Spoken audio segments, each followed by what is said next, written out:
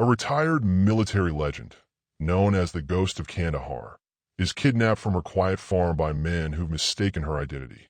When they threaten her daughter, they unleash the sleeping warrior within her, revealing a web of military corruption her late husband died exposing. Will she uncover the truth before the powerful man behind it all silence her family forever? I feel the cool morning air on my face as I step onto my porch, basket of chicken feed in hand. The familiar smell of earth and hay fills my lungs. This old farmhouse has been in my family for generations, but now it's just me and my 6-year-old daughter Lily trying to keep it going. Lily, breakfast in 10 minutes. I call over my shoulder. Okay, Mommy. Her sweet voice drifts from inside. I smile to myself, then wince as my old shoulder injury acts up.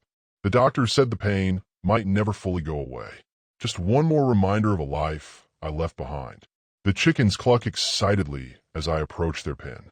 My boots sink slightly into the mud from yesterday's rain. I'm halfway through feeding them when I hear it, the rumble of an engine coming fast down my long driveway. My heart skips a beat. We don't get visitors out here, especially not at dawn. A black pickup truck races toward my house, spitting gravel. It skids to a stop near my barn, and 3 men jump out. My blood runs cold. They're wearing masks. Black ski masks on a warm spring morning. Lily, I whisper to myself, instinctively looking back at the house. The tall one strides toward me, while the others fan out around my property. Something about their movement seems practiced, deliberate. You Emmett Taylor? The tall one barks, his voice muffled behind his mask. I grip my basket tighter. Who's asking? He pulls out a gun, not waving it wildly like an amateur, but holding it with the steady confidence of someone who's used one before. Where's the money? He demands, stepping closer. What money? I'm a farmer. Look around you. I try to keep my voice steady, buying time while my mind races. There's a shovel leaning against the chicken coop, maybe 4 steps away. Don't play stupid, he snarls. We know about the job. The job? What job? I haven't worked outside this farm since. Before I can think further, the shortest one calls from near my truck. Check this out. He's holding my wallet. Must have grabbed it through the open window. He flips it open and pulls out my driver's license. The tall one, clearly the leader, gestures with his gun toward the house. Get the kid. My heart stops. No, leave her alone. I lunge forward without thinking. The butt of his gun crashes against my temple. Pain explodes through my skull as I crumple to my knees, basket flying from my hands. Eggs shatter on the ground around me. Through blurred vision, I see the third man, big, muscular, heading toward my house. Please, I beg, fighting to stay conscious. She's just a child. The front door of my farmhouse opens, and Lily steps out onto the porch in her pink pajamas, clutching her stuffed rabbit. Mommy, she calls, confusion in her voice. Run, Lily, I scream. Run to Mrs. Wilson's house. But it's too late. The big man reaches the porch in 3 long strides and grabs her. My daughter's terrified scream cuts through me like a knife. Something shifts inside me, then something I thought I'd buried years ago. My vision sharpens. My heartbeat steadies. My breathing slows. As the leader drags me to my feet, he doesn't notice how I'm already counting. 3 men, 2 visible weapons, 1 vehicle. He doesn't see me noting their heights, weights, likely reaction times. He doesn't realize that when he shoves me against the barn wall, I'm already planning 3 different ways to break his arm. But Lily's frightened cries stop me. She's being carried toward the truck, kicking and screaming. Be brave, sweetie. I call to her, making my voice tremble just enough. Mommy's right here. The leader leans in close, his breath hot on my face. Your husband really messed up. Now you're gonna pay. My husband? I almost laugh. David died 3 years ago in what the military called a training accident. These men have the wrong woman. But as they force me into the truck, Lily clutched tightly against my chest, I decide not to correct them. Better they think I'm whoever they're looking for than realize their mistake and have no reason to keep us alive. The truck speeds away from my farm, dust billowing behind us. I stroke Lily's hair, whispering that everything will be okay, while my mind shifts into a gear I haven't used since my military days. These men don't know who they're dealing with. They see a struggling single mom. They don't see Lieutenant General Emma Taylor, former Special Ops Commander. They don't see the woman once known in military circles as the Ghost. As we turn on the main road, I catch a glimpse of my neighbor Mrs. Wilson stepping out her house, watching our truck with concern. Good. She'll notice something's wrong. She'll call for help. But as the tall one makes a sharp turn I wasn't expecting, taking us deeper into the countryside through roads only locals would know, a chill runs down my spine. Maybe these men aren't as clueless as I thought. Where are you taking us? I ask, letting fear creep into my voice. The leader glances back, eyes cold behind his mask. Somewhere your husband can find you. I hold Lily tighter, feeling her small body tremble against mine. Whoever these men think I am, whatever they think my dead husband did, I need to play along until I find an opening. Because one thing's certain, if they discover they have the wrong woman, we become loose ends. And men like these don't leave loose ends breathing. I count the turns as the truck bounces down dusty back roads. 3 rights, 2 lefts, straight for maybe 20 minutes on an unmarked gravel path. My training kicks in automatically, mapping our journey, noting landmarks, calculating distances. Lily has fallen silent in my arms, her face buried against my chest. Her breathing has that hiccuping quality it gets when she's trying not to cry. My brave girl, it's going to be okay. I whisper in her hair, too softly for our captors to hear. Remember what I taught you? Count the breaths. She nods almost imperceptibly and takes a shaky breath. 1. Another. 2. This little ritual, something I learned in combat to stay calm under pressure, now helps my 6-year-old daughter face her fear. The truck slows, turning onto an overgrown path barely visible among tall grasses. Through the window, I spot an abandoned barn in the distance. Weathered gray wood, sagging roof, one door hanging crooked on rusted hinges. Perfect, mutters the driver, the tall one they call Marcus. No one comes out this way.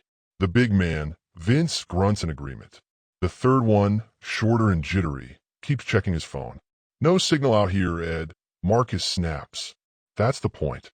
So now I have names. Marcus, the leader. Vince, the muscle. Ed, the nervous one. Information is power. The truck stops. Vince yanks open my door and pulls Lily from my arms.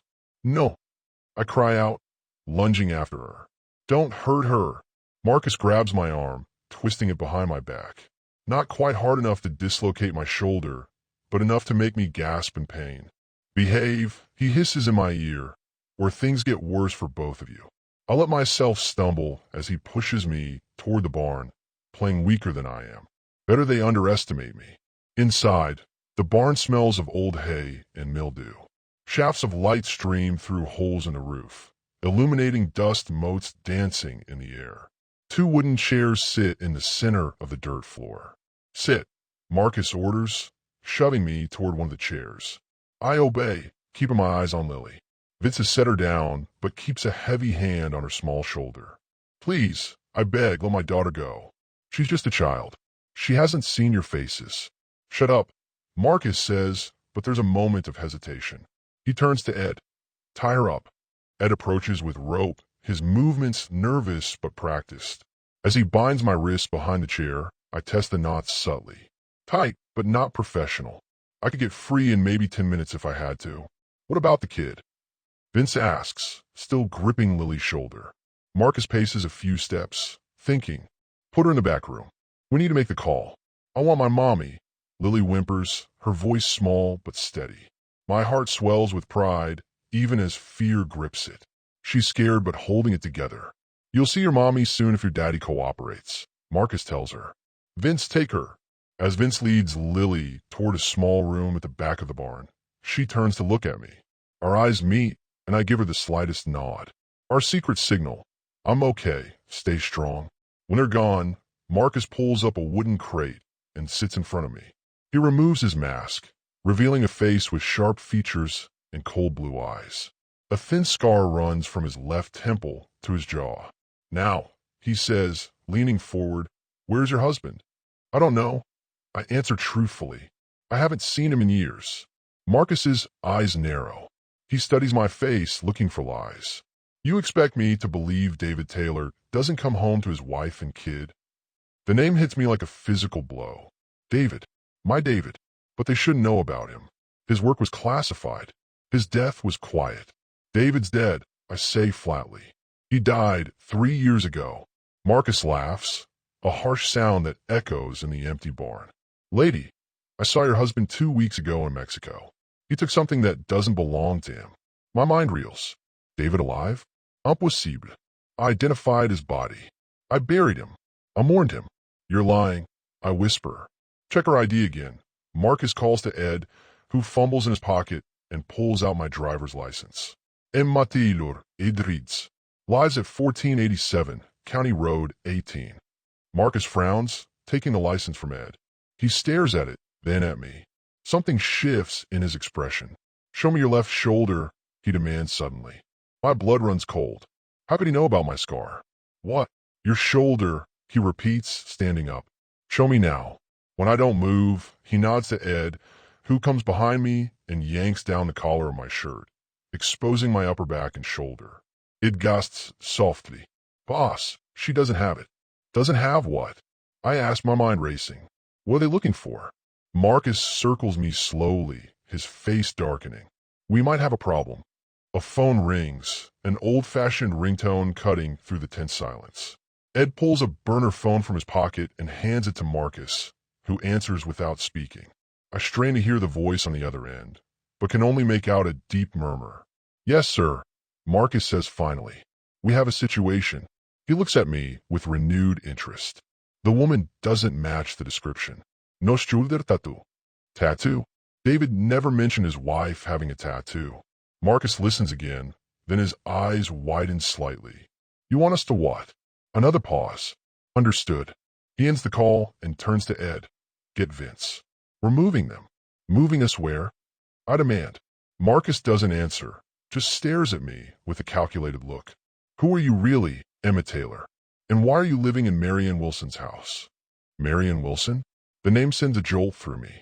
My neighbor, the woman who lives down the road. The woman I was hoping would notice our abduction and call for help. As the pieces start falling into place, a cold realization washes over me. This wasn't a case of mistaken identity. This was a deliberate trap, and I just walked right into it. And somewhere in the back room, my daughter is paying the price for secrets I didn't even know existed. 3 days trapped in this damp barn, and my body aches from the hardwood chair they've kept me tied to. The smell of moldy hay and old gasoline fills my nose. My wrists are raw from the rope, but I've been careful not to let them see how much it hurts. I need them to think I'm just a scared, helpless woman.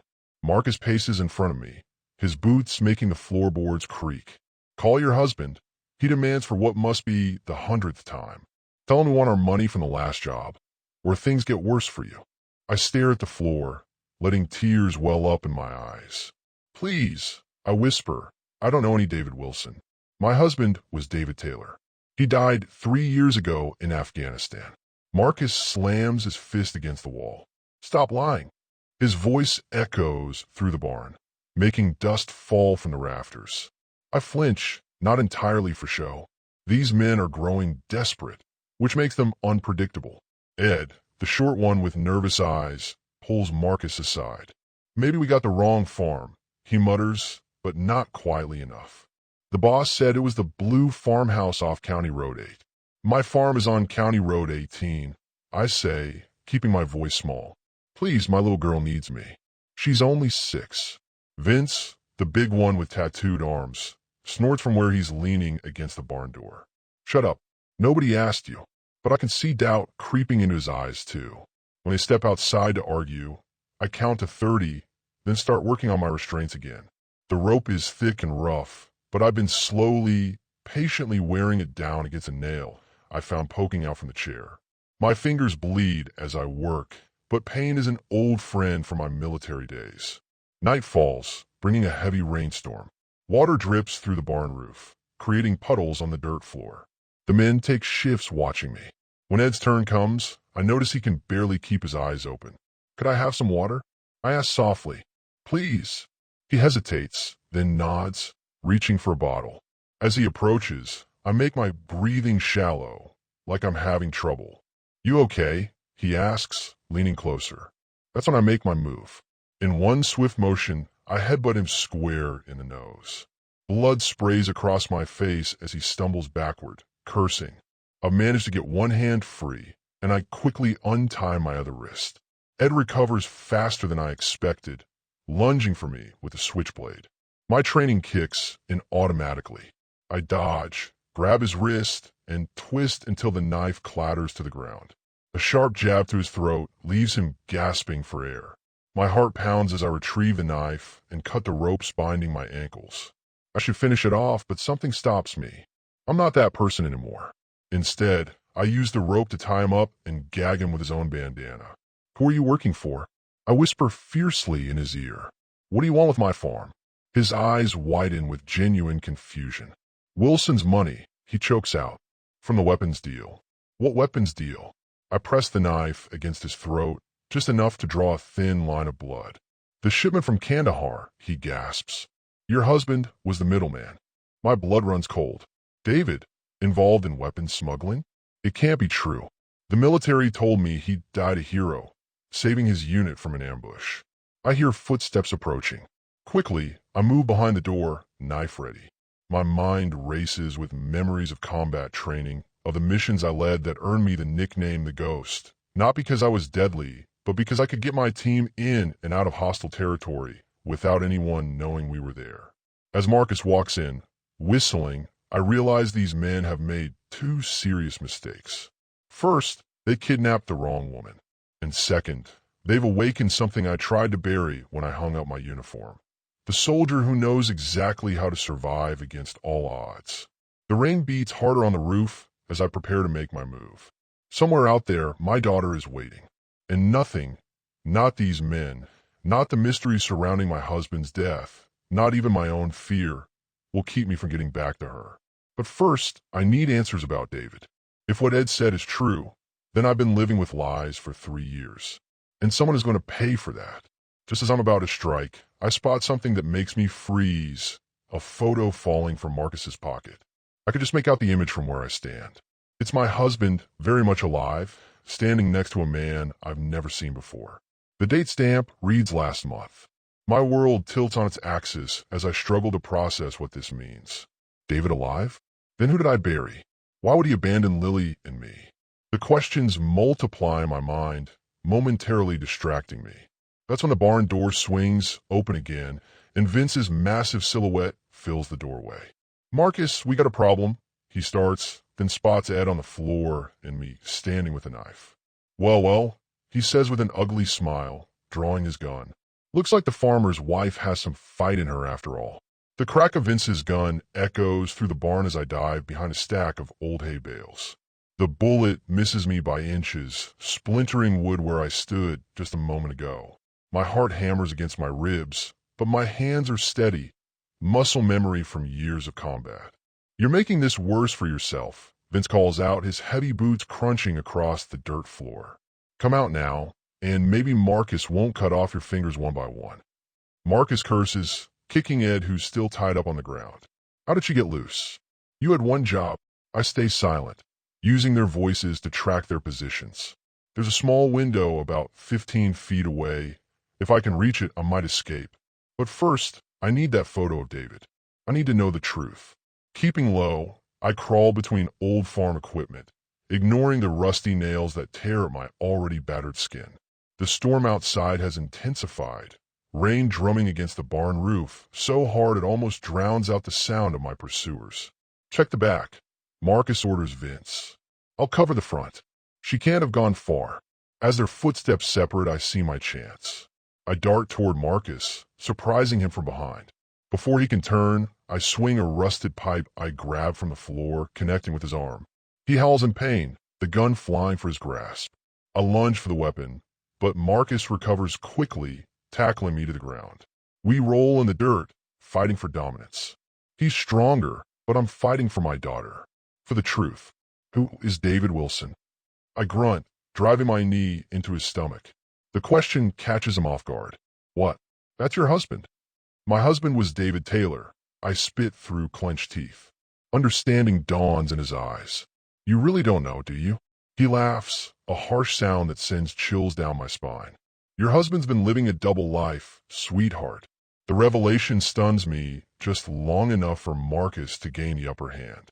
He pins me down, his face inches from mine, breath hot and smelling of cigarettes. The great Lieutenant General Emma Taylor, he sneers. Not so tough without your squad, are you? My fingers scrape desperately in the dirt until they close around something solid, a jagged piece of glass from a broken bottle. With all my strength, I drive it into his thigh. Marcus screams, rolling off me. I scramble to my feet, snatching the gun from where it fell. Just as I aim it at him, the barn door crashes open. Vince stands there, silhouetted by a flash of lightning. In his massive arms is a small, struggling figure. My blood turns to ice. Lily, my daughter's terrified eyes find mine. Her pink pajamas are soaked from the rain, her teddy bear clutched against her chest. A bruise darkens her cheek. Mommy, she cries, trying to run to me, but Vince holds her tight. Drop the gun, he orders, pressing a knife against my daughter's throat. Now, the soldier in me calculates odds, angles, risks. The mother in me sees only her child in danger. The gun clatters to the floor. Smart move. Vince grins, revealing yellow teeth. Marcus, you okay? Marcus stumbles to his feet, blood soaking his pant leg. She's gonna pay for that, he growls. Let my daughter go, I plead, raising my hands. She's just a child. She shouldn't have been snooping around the neighbor's phone. Vince says. Call the cops, she did. Lucky for us, we intercepted the call. My heart sinks. Lily had tried to save me, and now she was in danger too. The neighbor I trusted to watch her must have been careless. What do you want? I ask, playing for time. The storm is getting worse. The old barn groans under the force of the wind. If it's money, I don't have any. If it's my husband you're after, I haven't seen him in 3 years. Marcus limps toward me, pulling something from his pocket. It's a photo I saw earlier. He shoves it in my face. This was taken 3 weeks ago. That's your husband with our boss. I stare at the image, unable to deny the truth any longer. It's definitely David, older, with a scar across his cheek I don't recognize, but unmistakably my husband. The man he's shaking hands with wears an expensive suit and has cold eyes that seem familiar somehow. I don't understand. I whisper. Your husband stole $5 million and a hard drive full of names. Marcus explains, wincing as he puts weight on his injured leg. Our boss wants both back. I thought. My voice breaks. The military told me he died saving his unit. Vince laughs cruelly. Is that what they said? Nah, he faked his death. Used it as cover to disappear with the money and the intel. The barn suddenly seems to spin around me. 3 years of grief, of raising our daughter alone, of visiting an empty grave, all built on lies. I don't know anything about money or a hard drive. I say truthfully. If David's alive, he never contacted me. Boss thinks different, Marcus says. Says David would have left it with you for safekeeping. In a farm maybe. That's when I realize why they took me from my farm rather than searching it themselves. They need me to find whatever David hid. But if David truly betrayed his country, betrayed us, would he have left evidence where I might find it? A memory surfaces, David's voice on our last call. Emma, if anything ever happens to me, remember the loose floorboard in Lily's room. Our first date. It's important. I checked after receiving news of his death and found nothing but an old photo of us. I'd assumed it was a sentimental keepsake. Could there have been something else? Suddenly, the barn shudders violently as a massive gust of wind hits it. Part of the roof tears away, rain pouring in. Vince is momentarily distracted, his grip on Lily loosening. Run! I scream at my daughter. She bites Vince's hand hard and breaks free, bolting toward me. I catch her in my arms, turning to shield her as Vince raises his gun. The sound of sirens cuts through the howling wind. Cops! Ed yells from where he's still tied up. We gotta go. Marcus grabs my arm. You're coming with us. You're gonna find that drive. I look him straight in the eyes. If you think I helped my husband hide stolen money, then you should know something else about me too. Yeah? What's that? He sneers. I never miss. In one fluid motion, I grab the fallen pipe with my free hand and swing it with all my might at his temple. As he crumples to the ground, I spin toward Vince, but I'm too late. The butt of his gun comes down hard against my head. Pain explodes behind my eyes as I fall, Lily screaming beside me. The last thing I see before darkness claims me is a pair of familiar boots stepping over Marcus's unconscious body. Boots I haven't seen in 3 years. A voice I thought I'd never hear again speaks. "Hello, Emma. Sorry I'm late." The world comes back to me in painful flashes. First, the throbbing in my head where Vince hit me. Then, the cold floor beneath my cheek. And finally, that voice, David's voice, that can't possibly be real. I force my eyes open, blinking against the harsh light of a naked bulb swinging overhead. I'm no longer in the barn. This room is small, concrete, with no windows. A basement, maybe. My wrists are zip-tied to a metal chair. The storm still rages outside. I can hear it beating against whatever building holds me. "Mommy!" Lily's frightened voice cuts through my confusion like a knife. I whip my head around, ignoring the stab of pain behind my eyes. My daughter sits on a cot in the corner, clutching her teddy bear. Her face is tear-streaked, but she seems unharmed. "I'm here, baby," I say, trying to keep my voice steady. "Are you hurt?" She shakes her head. The man with Daddy's face is scary. My heart stops. So I didn't imagine it. "What man, sweetie? Where's he?" Before she can answer, a door opens behind me. I strain to turn to see if it's really him, but the zip ties hold me firmly in place. "Hello, Emma." The sound of those 2 words, spoken in that voice I've dreamed about for 3 years, sends a shock through my system. Footsteps circle slowly until he stands before me. David, my husband, alive. He looks different, harder. A jagged scar runs from his left eye down to his jaw. His hair is shorter, graying at the temples. But those eyes, those are the same eyes I fell in love with 15 years ago. The same eyes I see every day in our daughter's face. "You're supposed to be dead," I whisper, unable to process the man standing before me. He smiles, but it doesn't reach his eyes. Reports of my death were convenient. Convenient. Anger flares hot and bright inside me. I buried an empty coffin. I raised our daughter alone. I grieved you for 3 years. David flinches slightly at the mention of Lily, his gaze flickering to her before returning to me. "I did what I had to do," he says flatly. "To protect you both. Protect us." I laugh bitterly. "Is that why your friends kidnapped me? Beat me? Threatened our daughter?" His face darkens. "Marcus and his crew weren't supposed to involve you. They were just supposed to search the farm." "Search for what?" I demand, though I already know the answer. "A thumb drive. Small, black with a red stripe." His voice drops. "And $5 million in bearer bonds." The pieces start falling into place. "You're not dead. You're a thief." David kneels in front of me, his face inches from mine. "I'm trying to expose traitors who are selling American weapons to our enemies. The money was their payoff. The evidence is on that drive." For a moment, I see a flash of the man I married, passionate, driven by a sense of justice. But then I remember Marcus's words. "Your husband's been living a double life. Why fake your death? Why not go to your superiors?" David's laugh is hollow. "Because my superior is the one running the operation. General Wilson." The name hits me like a physical blow. General James Wilson, David's commanding officer, the man who delivered news of David's death, who spoke at his funeral about heroism and sacrifice. The man who has checked on Lily and me every few months since, bringing gifts, offering support. "Wilson," I whisper, "but he's been watching over us." "Watching you," David corrects. "Making sure you didn't find what I hid." My mind races back to all of Wilson's visits, his insistence on helping with repairs around the farm, his questions about David's belongings. The loose floorboard, I murmur, remembering David's last message to me. In Lily's room. David's eyes widen slightly. "You found it." "I found a photo. Nothing else." He shakes his head. The drive was taped to the back of the picture.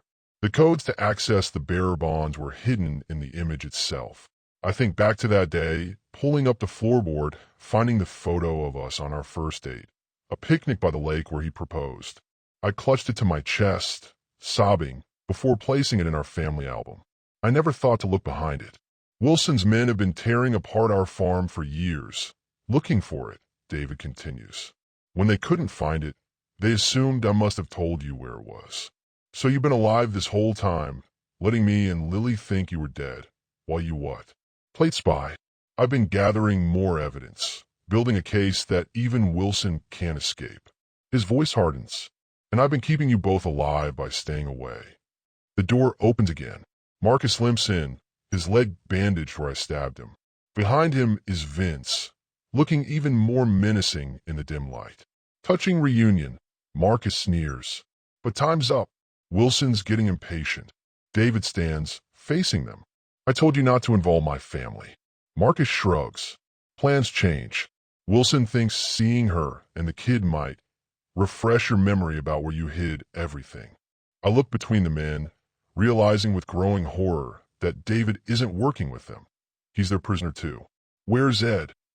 Vince asks suddenly, looking around as if expecting to see the third kidnapper. Still tied up in the barn, I guess. Marcus laughs. If the cops didn't get him. David turns back to me, and for a brief moment, I see fear in his eyes. Not for himself, but for us. He mouths something I can't quite catch. Marcus grabs David's shoulder. Enough talking. Wilson's on his way. You've got 1 hour to give us the location, or we start with your daughter's fingers. As they drag David from the room, the last thing I see is the glint of something metal he's dropped by my feet. A small pocket knife.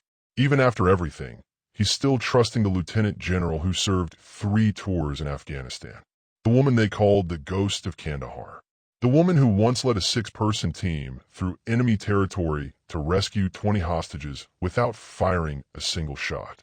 As the door slams shut, I meet Lily's frightened eyes across the room. It's okay, baby, I whisper, working my chair closer to the knife. Mommy's going to get us out of here. And then I'm going to find that thumb drive, get my daughter to safety, and discover which version of my husband is real, the hero I married, or the traitor who abandoned us. The tiny knife blade saws through my zip ties, slicing my wrists in the process. I barely feel the pain. My focus narrows to one thing, getting Lily safely out of here. I can hear voices arguing in the next room. David's among them. Stay very quiet. I whisper to Lily as I free myself. Remember our special game? She nods solemnly. We've practiced this before, though I'd told her it was just pretend. Silent steps like a fox, she whispers back. That's right, baby. Silent fox. I crossed her, checking the door first to make sure no one's coming. We're going to play it for real now. As I reach her, I notice something clutched in her small hand besides her teddy bear. A small black object with a red stripe. Lily. I breathe. Where did you get that? From the picture frame, she says simply. Daddy's ghost told me to get it when he visited my room last month. My blood runs cold. Daddy came to our house. She nods. He said it was a secret mission. That bad man might come looking for this. She holds up the thumb drive. He said to keep it safe until the right time. David has been to our farm, has seen our daughter without letting me know he was alive. The betrayal cuts deeper than any knife. But there's no time for that now. You did perfect, I tell her, taking the drive and slipping it into my sock. Now we need to. The door crashes open. Vince fills the doorway, gun aimed at my head. Back away from the kid, he growls. I step in front of Lily instinctively. She needs water, I say. She's been crying for hours. Not my problem. His eyes narrow when he sees the cut zip ties on the floor. Clever, but not clever enough. He gestures with the gun. Move. Where are we going? His ugly smile returns. Family reunion. Boss just arrived. He marches us down a narrow hallway. I count steps, note turns, looking for exits. We're definitely in a basement. The small windows near the ceiling show ground level outside. The storm has weakened to a steady rain. Vince pushes us into a larger room. David is there, standing rigidly next to Marcus, and seated comfortably in an armchair, looking as polished and commanding as he did at my husband's funeral, is General James Wilson. Emma, he greets me warmly, as if we're meeting for coffee. And little Lily, I'm sorry about all this unpleasantness. Uncle James, Lily exclaims, and my heart sinks. Wilson has visited our farm so often that my daughter considers him family. Wilson's smile is gentle as he beckons to Lily. Come here, sweetheart. Everything's going to be okay. Don't. I warn her, but Lily has already run to him. Wilson pulls her onto his lap, stroking her hair with what appears to be genuine affection. We've had a misunderstanding, Wilson says calmly. Your husband has made some unfortunate accusations, stolen some valuable items. All I want is their return, and then everyone can go home. I look at David, searching his face for the truth. His eyes are fixed on Lily, a muscle working in his jaw. You're selling weapons to militants, David says flatly. American weapons. I have the evidence. Wilson sighs as if disappointed. What David found was a sanctioned operation. Controlled weapons distribution to regional allies. Completely authorized. By whom? I challenge. Congress? The president? Or just you and your bank account? Wilson's smile doesn't waver, but his eyes harden. I've always admired your directness, Emma. It's why David married you, I suspect. He bounces Lily gently on his knee. Tell me, have you ever wondered why your farm has stayed afloat despite the drought? Why your mortgage payments mysteriously decreased? I freeze. 3 years ago, after David's death, I'd received notice that our mortgage had been partially forgiven due to a military family relief program. I've been grateful, never questioning it. You've been paying our mortgage, I realize aloud. Why? Insurance, David spits. He was keeping you close, watching you, making sure you never found what I hid. I was taking care of my best friend's widow and child. Wilson counters smoothly. David and I served together for 15 years. When he had his breakdown and started making wild accusations, I tried to help him. Breakdown. I look between them, uncertain who to believe. PTSD, Wilson explains gently. It happens to the best soldiers. David became paranoid, convinced that standard operations were something sinister. When he stole classified files and military funds, I had to report it. But I protected you and Lily from the fallout. He's lying, David says through gritted teeth. Emma, you know me. Doi, the man I married, wouldn't have let me think he was dead for 3 years. Wouldn't have let Lily grow up without a father. Wouldn't have visited our daughter in secret without seeing me too. The drive, Emma, Wilson says, still bouncing Lily on his knee. That's all I need. Then you and Lily can go home. I'll even help you get David the treatment he needs. I notice how Wilson's hand rests casually near Lily's throat. How Marcus and Vince have positioned themselves by the exits. How David's eyes keep flicking to something on Wilson's belt. A satellite phone. Uncle James has a gun too, Lily says suddenly, pointing to the weapon holstered under Wilson's jacket. Is he going to shoot the bad man? Wilson laughs, but I see it now, the calculation behind his friendly exterior. The way he's using my daughter as a shield. No one's shooting anyone, Wilson assures her. We're all friends here. Friends don't kidnap friends, Lily says with the simple logic of a 6-year-old. Wilson's smile tightens. The drive, Emma. I won't ask again. David catches my eye and gives an almost imperceptible nod toward the ceiling. I glance up, noticing for the first time the red blinking light of a security camera. Someone is watching us. If I give you the drive, I say carefully, how do I know you'll let us go? You have my word as an officer, Wilson says solemnly. Your word means nothing, David snaps. Tell her the truth. Tell her what happened to my unit in Kandahar. Wilson's expression darkens. Be careful, David. My team didn't die in an ambush, David says, his voice rising. Wilson ordered their execution when they discovered his smuggling operation. He was going to kill me too, but I escaped. That's when I took the evidence. That's enough. Wilson stands abruptly, pushing Lily aside. His hand moves to his gun. In that split second, I make my decision. I reach down to my sock, pulling out the thumb drive. Is this what you want? I hold it up. Proof that an American general is arming our enemies for profit? Wilson's eyes fix on the small device. Give it to me, he says, his mask of friendliness gone. Now, Lily, I say calmly, red balloon. My daughter immediately drops to the ground and covers her ears, just as we practiced. In the same motion, I hurl the thumb drive at the window. The glass shatters, letting in the sound of helicopters and shouted commands from outside. FBI, everybody down. The basement erupts into chaos. Wilson lunges for his gun, but David tackles him to the ground. Marcus fires wildly toward the broken window, while Vince makes a break for the door. I dive for Lily, covering her body with mine as gunfire explodes around us. The door bursts open, and agents in tactical gear pour into the room. Lieutenant General Taylor, a female agent, kneels beside me. Agent Romano, FBI. We received your husband's message. The perimeter is secure. I look up in confusion. My husband's message? That's when I spot David across the room, the satellite phone from Wilson's belt in his hand. He gives me a small smile before being handcuffed alongside everyone else. Standard procedure, Agent Romano explains, helping me to my feet. We'll sort everything out at headquarters. As they lead us upstairs, I see the full scale of the operation. Dozens of agents, multiple vehicles, even a medical helicopter standing by. The rain has stopped, dawn breaking over unfamiliar countryside. Where are we? I ask, clutching Lily's hand. About 50 miles from your farm, Romano answers. We've had this compound under surveillance for weeks after getting an anonymous tip about weapons smuggling. I look back to see Wilson being led out in handcuffs, his face a mask of fury. Our eyes meet, and I see the moment he realizes he's lost.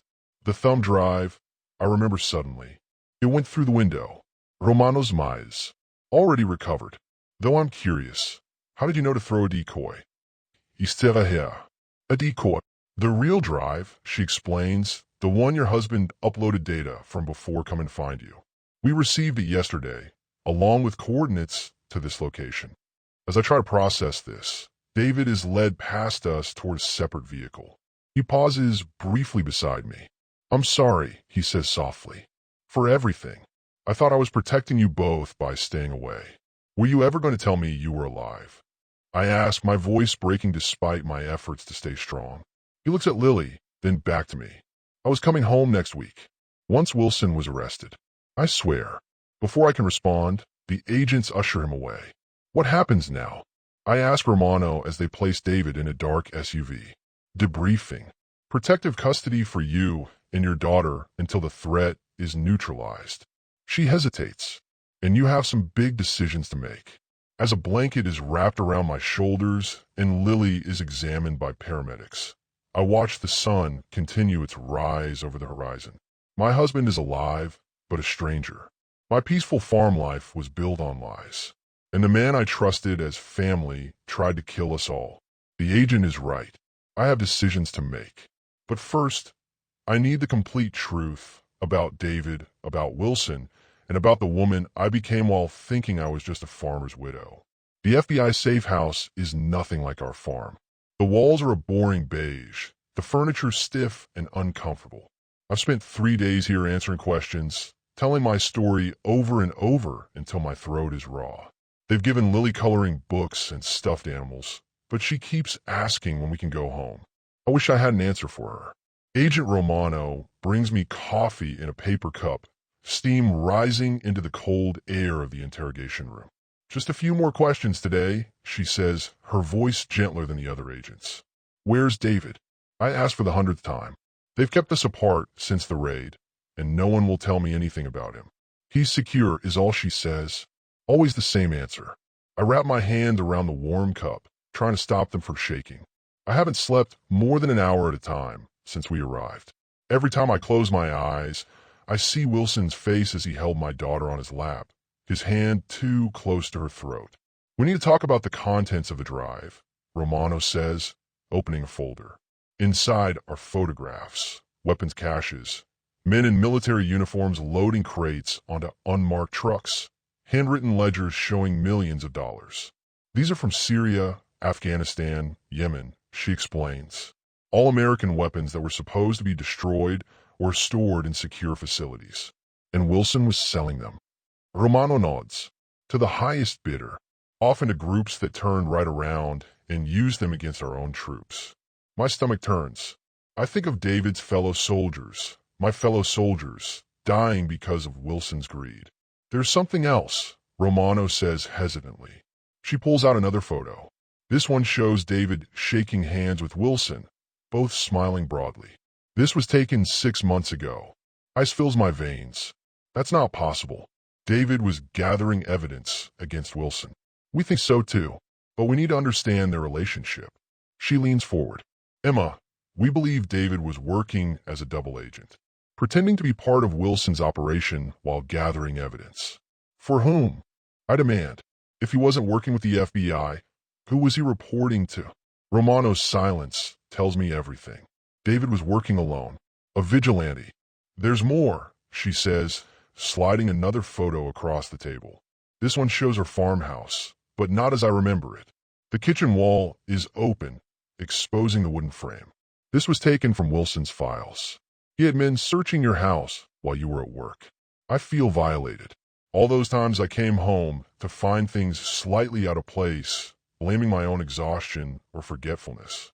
All those times Wilson visited, bringing groceries or toys for Lily, insisting on fixing things around the house himself.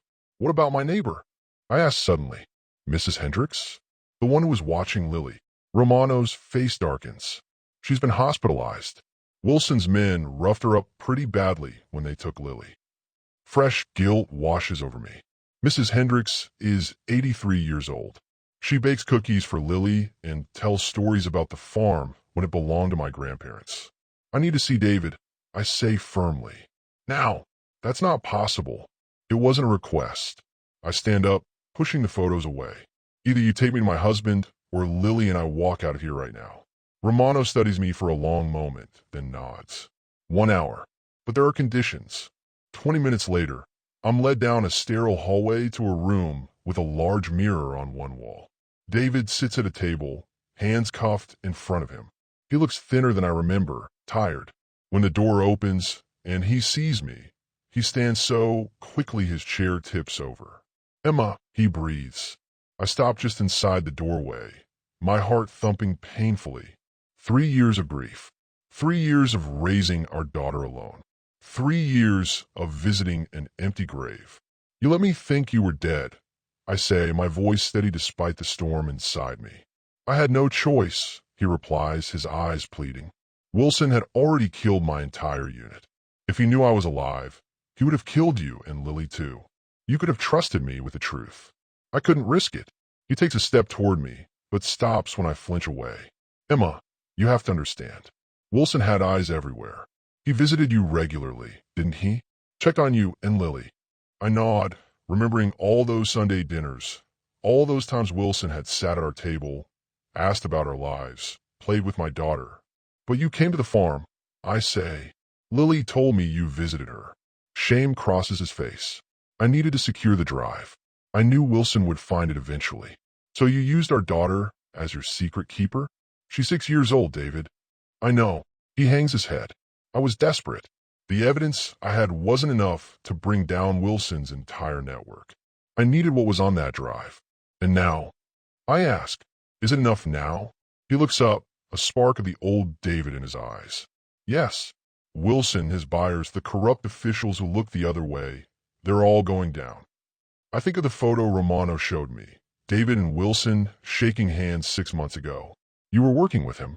Pretending to, he corrects quickly. I made him believe I wanted back in, that I'd gotten scared and buried the evidence as insurance. And he believed you? David's smile is grim. Wilson's greatest weakness is his ego. He couldn't imagine anyone outsmarting him. He leans forward. Emma, I know you're angry. You have every right to be. But everything I did was to protect you and Lily. By abandoning us, I say bitterly. By staying away, he counters. There's a difference. Before I can respond, the door opens and Romano steps in. Time's up. Wait, David says urgently. Emma, you need to know, the farm isn't safe. Wilson's partners are still out there. They know about you now. What are you saying? Witness protection, Romano explains. For you and Lily. New names, new location. I stare at them both, the reality crashing down on me. Not only has my husband risen from the dead, but now my entire life, my farm, my identity, has to die too. For how long? I ask. Until the trial is over, Romano says. Maybe longer. David reaches for my hand. After a moment's hesitation, I let him take it. His palm is calloused but warm, so achingly familiar. I'm coming with you. he says firmly. We'll be a family again. A real one this time. Romano's expression tells me it's not that simple. That's not my decision, she says carefully. As they lead David away, he turns back to me. The hollow behind the waterfall, he calls, where we first met. There's something there you need to find.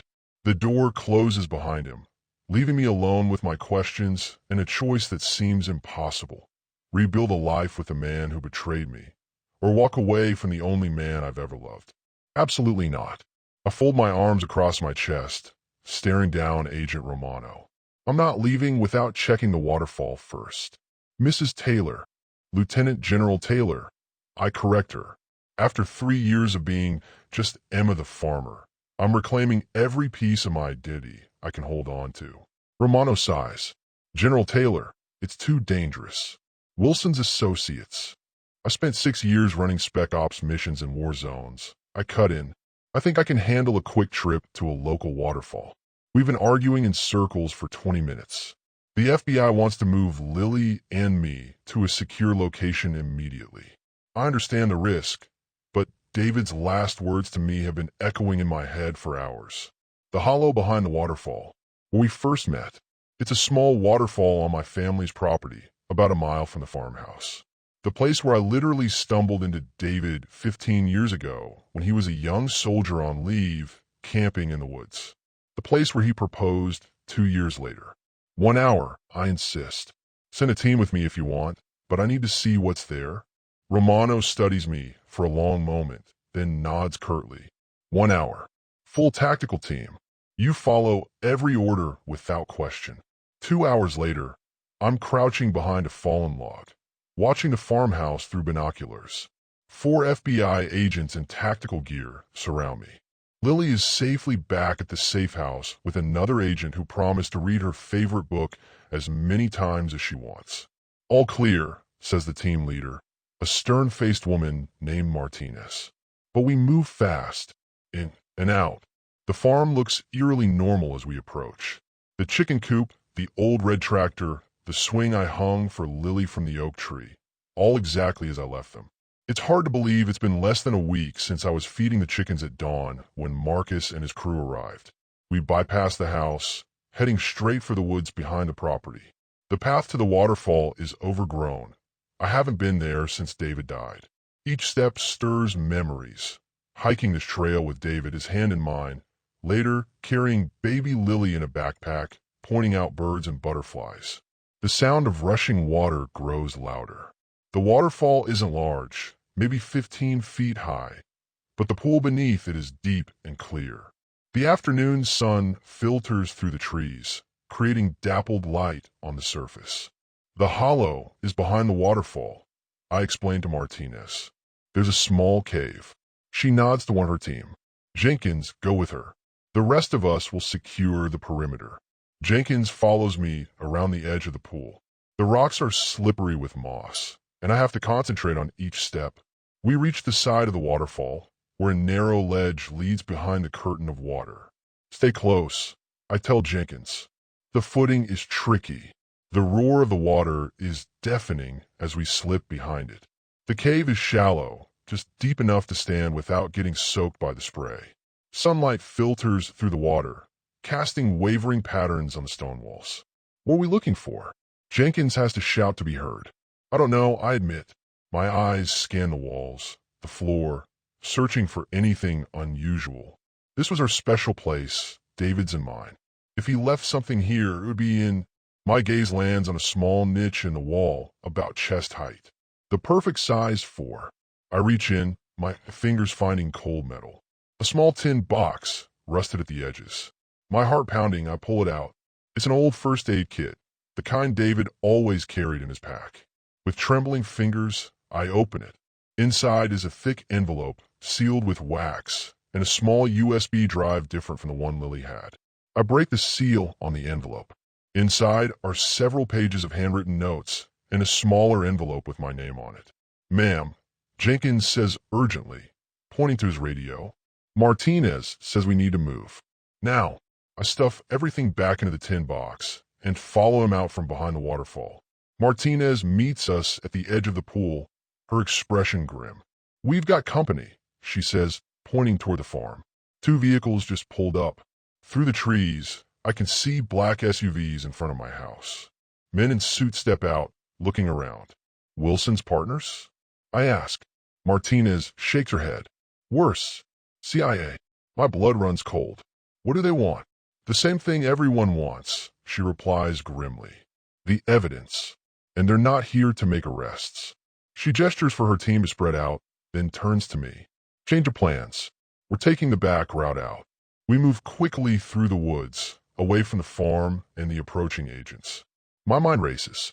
If the CIA is involved, this goes even higher than Wilson. How deep does this corruption run? The sun is setting by the time we reach the extraction point, a clearing where a helicopter waits. The steady chop of its blades drowns out the sounds of pursuit, if there are any. Get in. Martinez orders, helping me up.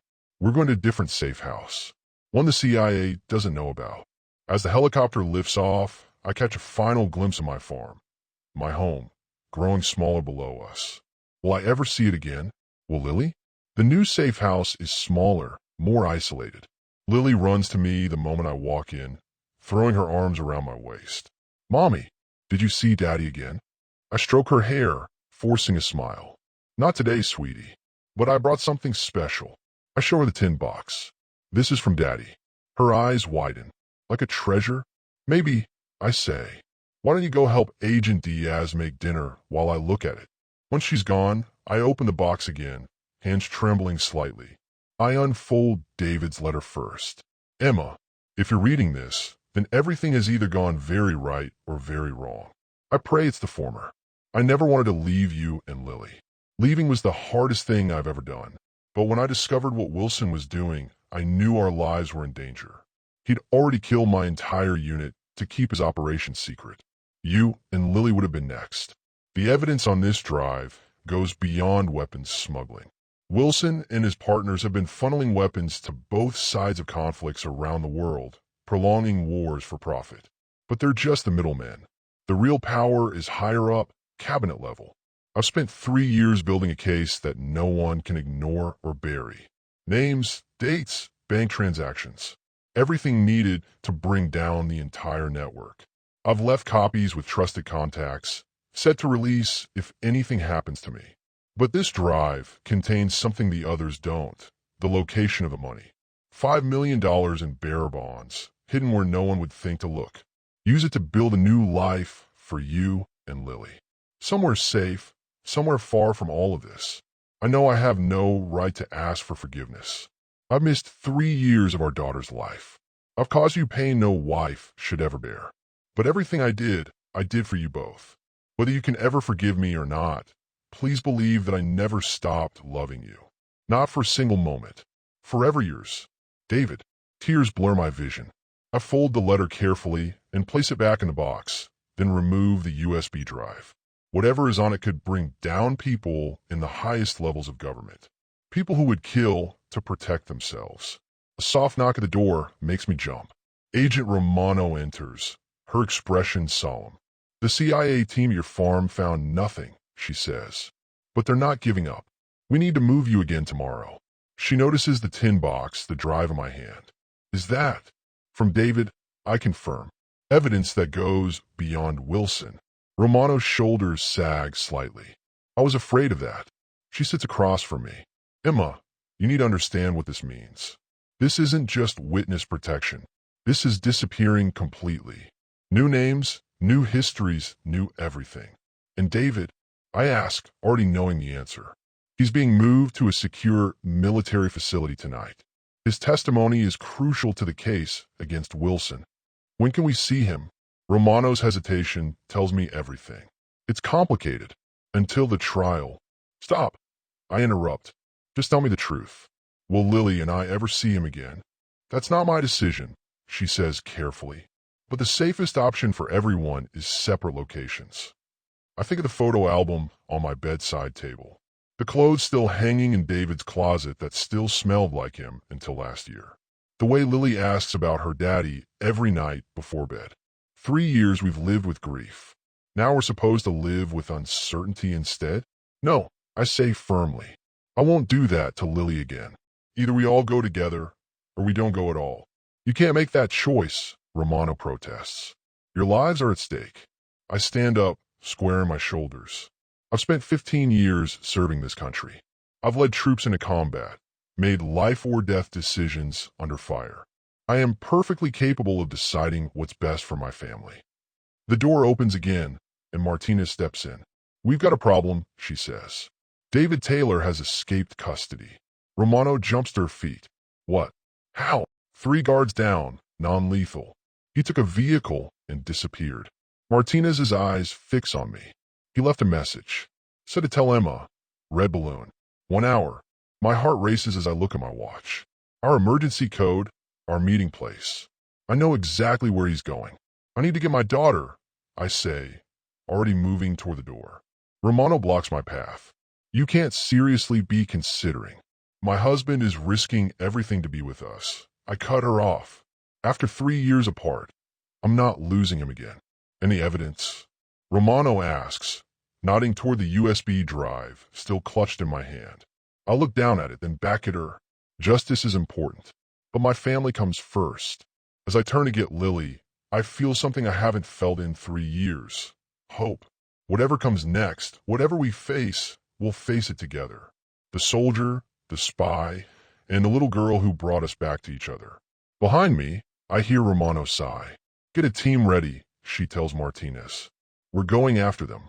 Then, more softly, and pray we find them before the CIA does.